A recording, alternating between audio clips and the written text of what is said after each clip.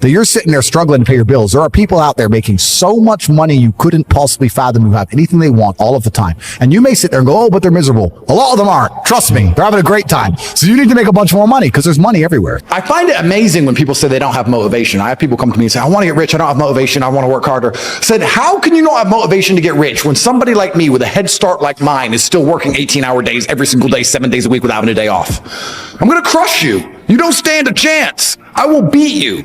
And you're just going to sit there and perpetually lose because you can't find the motivation to crawl up out the mud and stay a bug until you end up in your 15-minute city getting your 17th injection like a dummy, like a useless eater. All I do is work. Nothing is fun. I don't have fun. Yeah. I've spoken to dudes and like, yeah, you know, I had a bad couple months. Why? Oh, my girl left me. You've wasted months? You've wasted months over some... Like you had the, think of how much God loves you to have given you the grace and given you the opportunity to waste months of human time over some chick. Like, talk about blessed head to toe. If I waste months, empires are going to collapse. I'm going to end up in a cell or dead if I waste months. I have things to do every single day. I can't waste a second. Like, these people are just absolutely infinitely blessed, and their mindset is a product of that because they're spoiled children. Absolutely spoiled children. If you're going through life with any other mindset besides a hyper competitive one, where you're capable of competing with some of the most dangerous men on the planet in all their forms, me and my network, and also my competitors. If you don't have that mindset, then you have to understand that you are spoiled. You're spoiled by your reality. I think the world has tried very hard to breed this out of men, but I am unapologetic about it, and I'm not afraid to admit it, that I am absolutely interested in conquest. I'm interested in peacocking my feathers and being the best. I'm interested in showing off. I'm interested in alpha male high. Look at me. I have everything. I can do everything. Look at me. This is who I am. And they say that this is all bad and toxic masculinity, but that's, again, just a massive psyop. The entire world was built off the back of toxic masculinity. All the high buildings in Mumbai are built by men who want to prove themselves and say, look what I can do. I can literally go and build a building that's 100 stories high. You need an ego, and I'm ego driven and ego fueled, and I don't let it control me, but satisfying my ego makes me happy. And well, the ego sabotages you when you allow it to delude you. And this is what a lot of people do, because they'll have an ego without the real world accomplishments, and then they become deluded, and then they become non-competitive. To remain effective, you need to be very firmly in the real world. I have a massive ego, but I'm also a realist. I know what I'm good at. I know what I'm bad at. I don't apologize ever for saying what I'm good at. And I will sit here and admit the things I cannot do. But as long as you have feedback that you're going to take on board and you have a good team around you and you're also self-analyzing all the time, then you can remain a realist and an egotist, and then I think you'll do very well. The masculine ego has built the entire world. It's the reason nearly every single man ever went to war and conquered anything. The masculine ego, in fact, it's very interesting. I was talking to a girl the other day, and I was saying that men crave adventure more than women. She was saying, oh no, I like adventure. I don't just want to sit at home. I like to go out and explore things and go to restaurants, etc. I said, no. What you like to do is run around, going to restaurants and going shopping. You call that an adventure. Masculine adventure is the men who decided to go to Antarctica and freeze to death. There's no shopping. There's no sushi. Yeah. They just felt like they had to do it to satisfy their ego and to place their names in the history books. True. So there's something inside of every man that feels that, and they try and breed it out of men because they're afraid of that masculine spirit, because that masculine spirit is hard to conquer, and they want to conquer us all. But I have no problems admitting that I am motivated by the dark of the yin and the yang, and I have no problems admitting that my ego motivates me and that I'm motivated by pride, and I like to feel proud, and I do things that allow me to feel proud. And as long as I stay realistic and I don't become egocentric, then I feel like it makes me as competitive as possible. Well, this is the thing. It's in general. It doesn't matter if you go to the gym and you try and lift more weights. It doesn't matter if you try and make more money that you can't possibly spend. Right. It doesn't matter if you need more beautiful children. Yeah. You always need something to do, right? And you always need somewhere to push. They say when you retire, you die. I would argue that's probably true. Or I think there's a lot of men out there who perhaps are battling with themselves because the matrix and system has told them, no, you're not supposed to think that way. You're not supposed to be that way. You're egotistical. You're driven by pride. You should get rid of all that. And you should, I don't know what, become soppy goo instead, just some porridge mess that the matrix can program. But no, you're supposed to wake up and look in the mirror and say, this is my name. This is who I am. I'm going to be the best version of myself, and everybody's going to respect me, and I'm going to force them to, because that's the way the world works. Respect can be squeezed out of people. They don't have to like you. You can't squeeze someone liking you.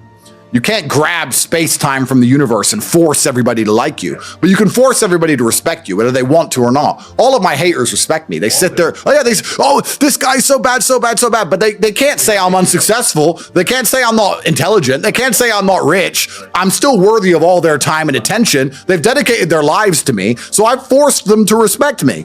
If I was a nobody, then they wouldn't be reporting on this garbage case of mine. So you can force respect from people, and this is actually most observable with women. There's a whole lot of women who are dating men they don't even like. Yeah. And they're sleeping with men they don't even like, but they respect him. And the respect, and they can say, I don't even like him that much. In fact, I hate him, but I just do as he says. Why is that? Because they respect you. So I'm driven by that. And I guess, I mean, I've talked to psychiatrists, and there's some psychiatrists who would argue that it's insecurity to feel like you need to prove yourself to the world all the time.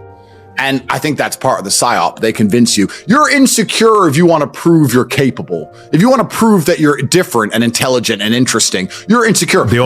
You should have no interest in what people think about you. That makes you insecure. And that is the largest psyop in history, to wake up and say, I'm not going to be successful. I'm not going to be strong. I'm not going to be interesting. I'm not going to go out there and test myself. And I'm not going to put honor on my last name, because I would hate for people to think I'm insecure. I'm secure. So it doesn't matter if you think I'm a loser. And it doesn't matter if I am a loser, because I'm just going to sit at home and I'm secure. No, it's not insecurity. It's called duty to your last name and honor. And that's just another one of the many different tentacles inside of the psyop octopus, trying to snatch any motivation left from the masculine spirit.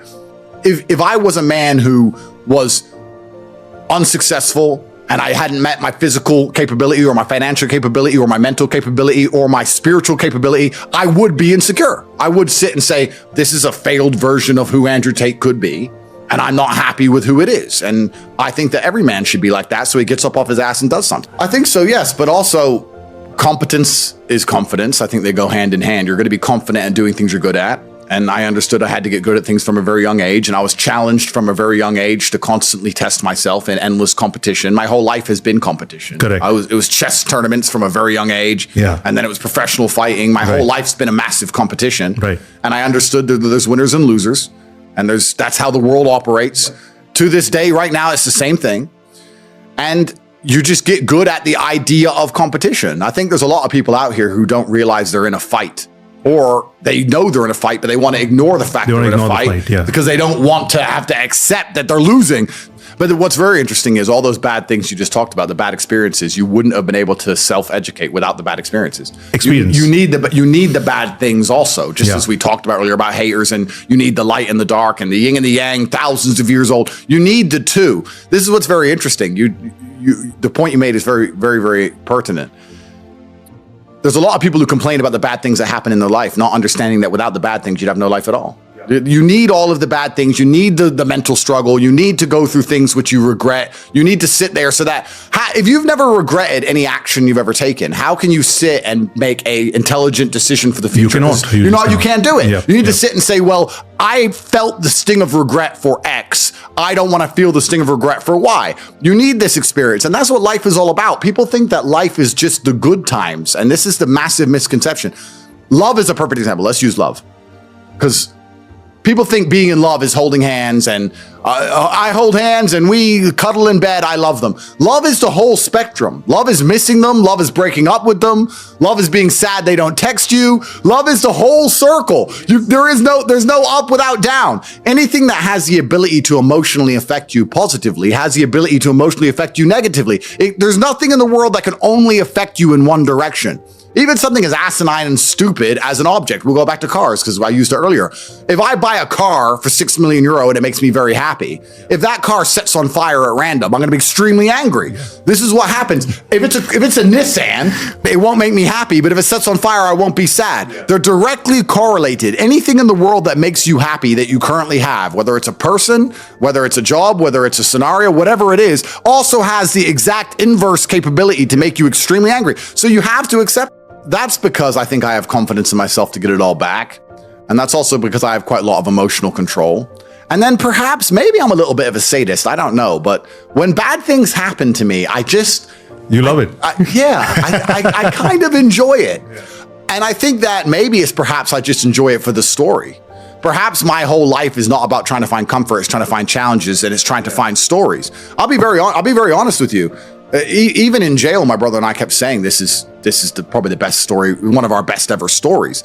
That's what life is about to me. And if you were to say to me right now, Andrew, do you want to spend a year living in comfort and flying around the world and sleeping with girls and doing whatever, or do you want to spend a year in a jail in Mongolia? I'd probably choose the jail. Maybe I'm a sadist. Maybe I'm nuts. But for me, it's all about the challenges. It's not about the comforts. That's what I'm interested in, and I want to have stories to die with. So that's part of the story. Yeah. That's probably one of the best parts. All right. What's gonna happen to them? Yeah, dude. Maybe will she stay loyal? Of course, I'm the top G. But come on. But what happens to her? What happens to my kid? How much did I miss my child when I couldn't see them? How did they get to Mongolia to even come visit me? Was I allowed visits? What, did I get in a fight in there? Did I die in jail?